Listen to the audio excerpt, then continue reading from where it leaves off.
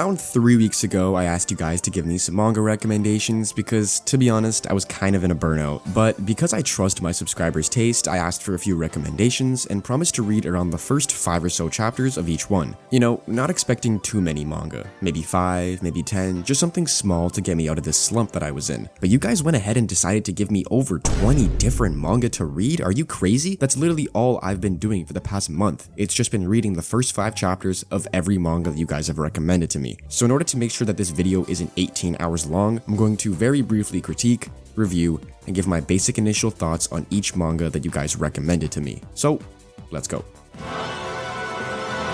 So the first manga we have comes from Celestial the Arc, and the best way that I could describe this manga would be to take the art style and choreography of your favorite seinen series and mix it with a steaming pile of dog shit. Oda Nobunaga unified Japan in the year 1600, but he realized that he was dying due to old age, so he announced that he would hand over the country to the one who could train the strongest warrior. There's this big 16-man tournament, and everyone in the story is based on historical figures in feudal Japanese history, which is pretty cool to see, but the dialogue is kinda meh. And the characters are even more meh. It was initially really cool seeing names like Musashi and Kojiro, but once you start reading, they just don't live up to the standards of the real Musashi and Kojiro. It almost feels disrespectful. But outside of that, it's a decently fun read if you just turn your brain off, especially with the battles, because the fight structure is quite well done because there isn't anything else that's crazy that separates it from any other fighting manga. Like, the manga is literally only about fighting. That's the entire plot. It's just about fighting your way through the tournament to take control of the country.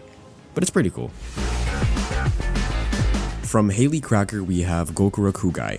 A relatively small manga with only 17 chapters out right now, follows the story of Tao and Alma, who are troubleshooters for hire. You pay them, they whoop ass. Although, you'll never be able to find their place because their marketing tactics suck. This is very much a battle shonen manga. Off the first chapter, you get the happy-go-lucky protagonist who turns out to be a half-monster thing. What? Oh my, we've never seen that before.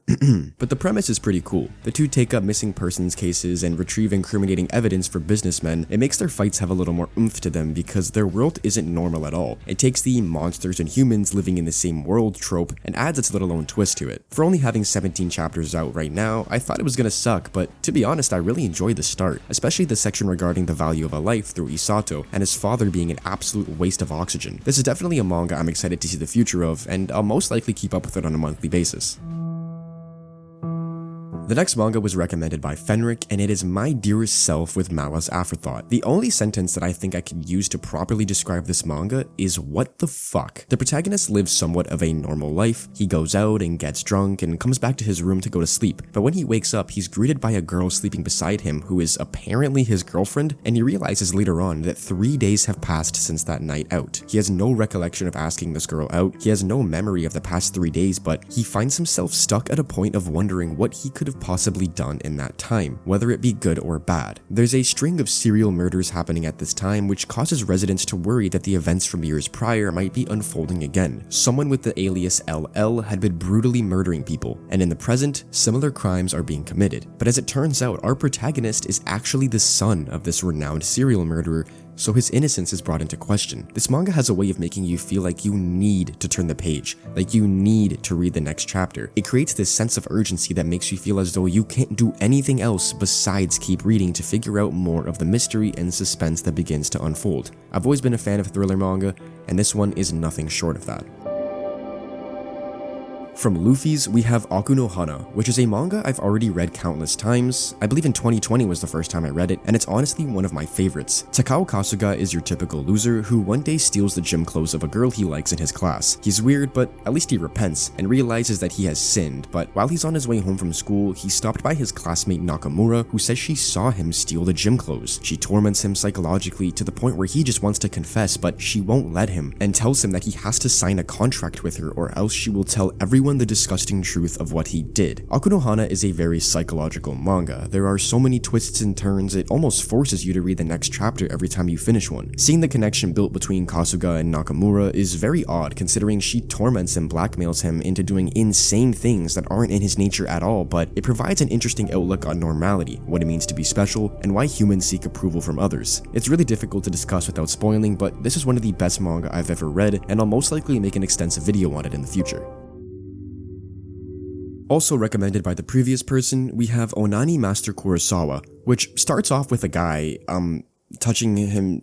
You get the gist. He literally analyzes beating off within the first 5 pages. What a start. Kurosawa looks down on his classmates. He thinks of them as all below him in a sense. He criticizes and ridicules them like it's his day job. He's like Light Yagami if he was addicted to Listen, I understand the concept of that beneath the superiority complex, he's just a lonely, hopeless teenager, but I think they could have taken a different approach instead of representing it this way. There isn't anything crazy in the story, the message has been done so many times in so many manga in the past, but it's definitely not the worst manga I've ever read, but I just don't understand why each character has to spew out an essay that tries to make them sound smarter every single page. It's very a linear story with one plot point and one line of development, which sucks. It tries to come off as deep and edgy, but it's just not, and it falls super flat. I'm pretty sure the author just made this manga to make themselves feel better about being a weirdo.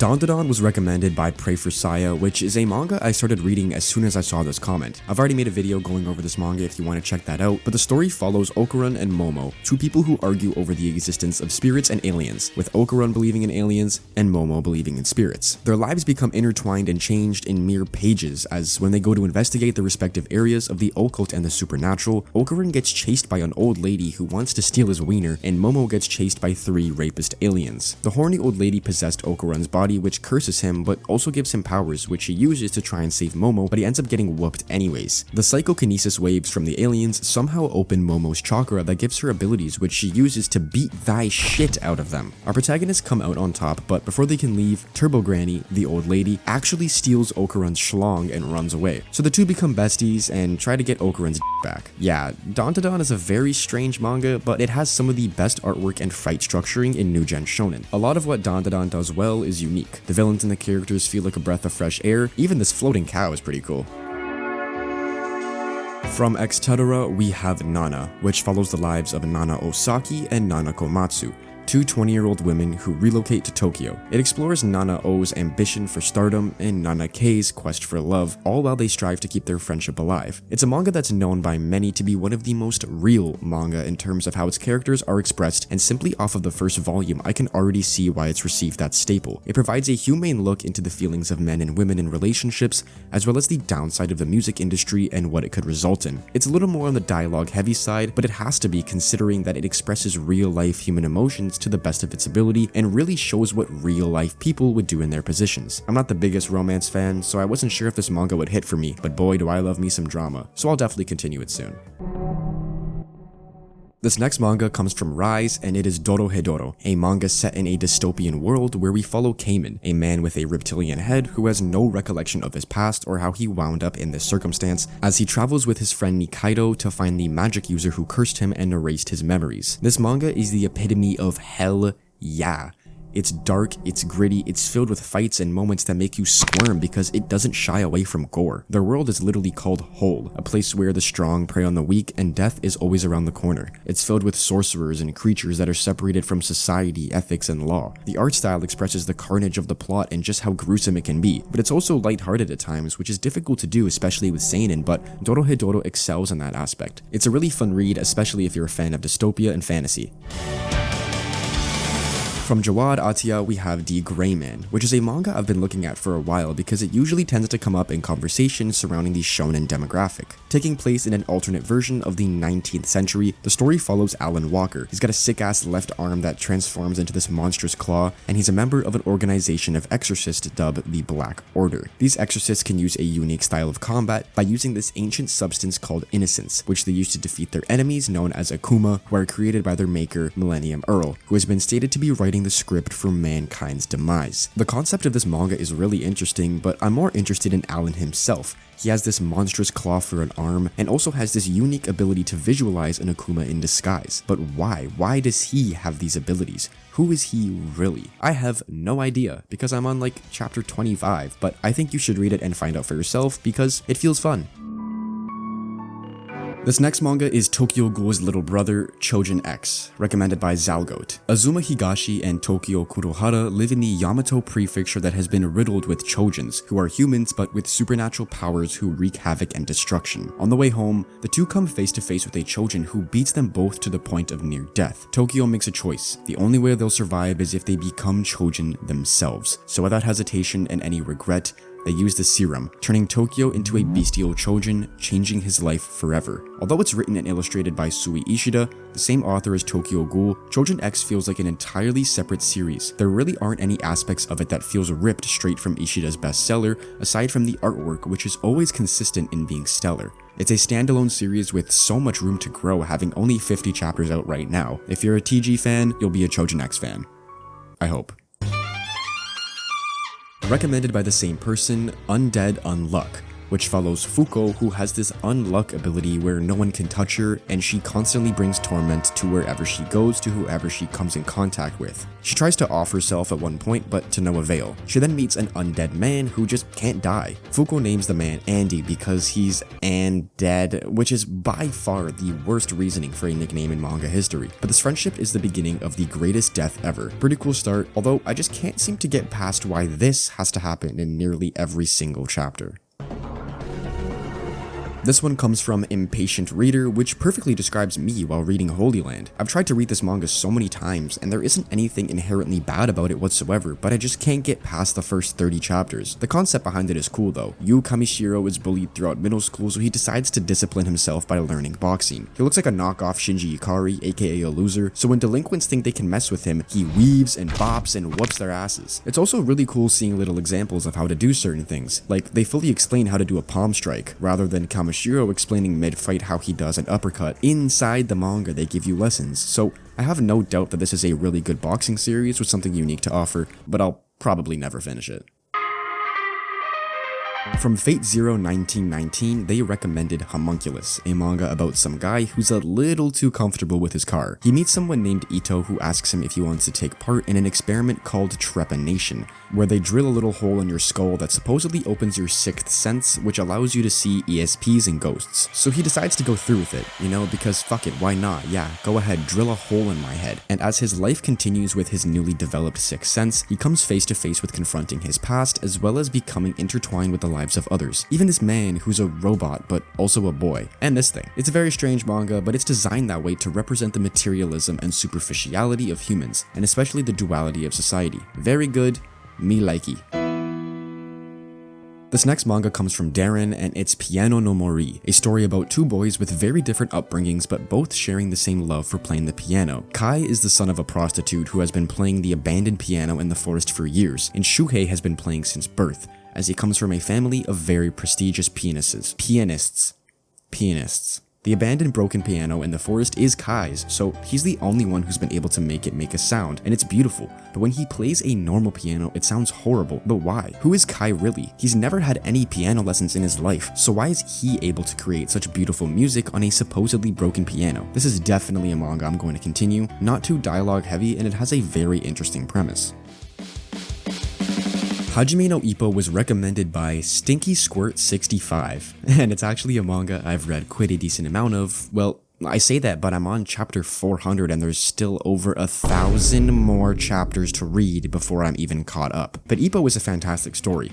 Being centered around boxing, you already know the fights are top tier, and what each fight represents is something new and unique for our protagonist as he learns to find confidence and friendship as the story goes on. It's raw, it's detailed, it's my favorite sports manga for so many reasons, and even up to where I am, which is a little bit past the Battle of the Hawk arc, I've fallen in love with this series and what it has to offer. And I know that chapter count scares a lot of people, but I think because of the nature of the series being fighting and quick, you'll breeze through at least the first 500 chapters with ease. Recommended by the previous person, we have Kingdom, and look, I really enjoy historical manga. I think it's a great concept, and I really enjoyed the initial 200 to 300 chapters I read of Kingdom, but why does every battle strategy need to be explained in MLA format for 17 chapters? I'm making a stink out of this, but in reality it really doesn't bug me too much because it makes up for it with this, and even this. But the story of Kingdom is a fictionalized portrayal of the Warring States period in Chinese history, which concluded with King Xingzang of Qin triumphing over the other states and unifying China. I really enjoy reading this manga, and I don't really like political series that much, so I'm not sure if I'll ever catch up to it because the more I delay it, they miraculously pump out more chapters faster than ever. There's been a few moments thus far where I've sat there like, damn, maybe I wasn't familiar with your game. But then I stopped reading because I don't really like political and strategy manga, but it's fun nonetheless. It's very popular for a reason. From Valerio, they recommend Innocent, which I've heard a little bit about but never actually sat down to give it a chance. Artwork wise, the manga is phenomenal. Like I said, I'm not the biggest fan of political, historical mangas, so the French Revolution concept here wasn't anything crazy for me. However, I think I felt more drawn into this manga as the art told more of a story about Charles, the son of the Sanson family, and his inability to kill despite being part of a long lineage of executioners, and sort of his development over time into becoming a ruthless Grim Reaper. I can't really say much about this manga because I did stop after chapter 5, but if you value consistent stellar artwork from beginning to end, this is the manga for you.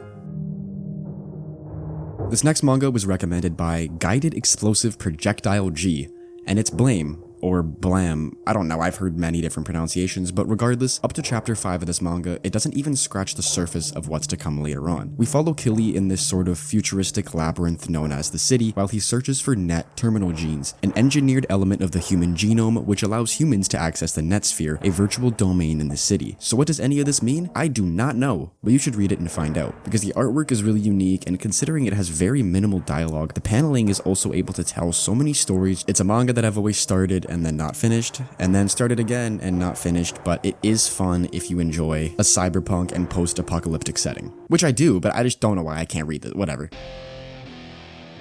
Recommended by Caleb, JoJo's Bizarre Adventure Steel Ball Run. This is peak fucking manga.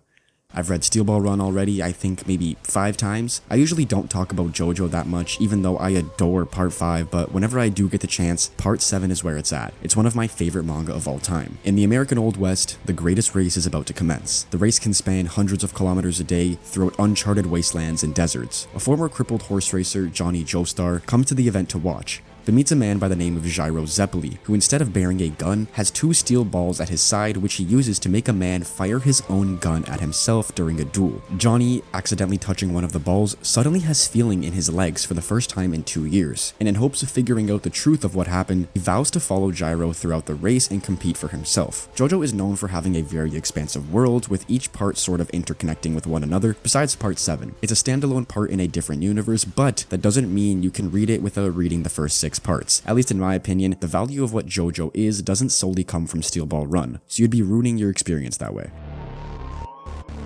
And finally, Caleb also recommended Sun Ken Rock. Ken is an orphan from an upper-class family that had ties to the Yakuza, and he fell down the delinquent path in high school and became known for fighting. He loves this girl, Yumin, who soon after tells him that she's moving to Korea to become an officer, and because he's a simp, he decides to drop out and go as well. However, unlike Yumin, he wasn't able to become an officer and instead became a neat shut-in. He lives a normal life, he eats and sleeps alone, no job, no cash, but he's still a nice guy, even helping out this homeless guy by beating the shit out of some of the low-life thugs who are messing with him. This catches the attention of another gang, which recruits him to join, dubbing themselves the Sun Ken Rock Gang. It's definitely a manga with serious content, but it has its humorous undertones, which is always nice to see, especially while having some great artwork. Boichi is genuinely insane with his pen. Good start, might continue eventually, although I'm a lazy shit, so I can't lie. And with that, the video comes to an end. Yep, I know. Thank you.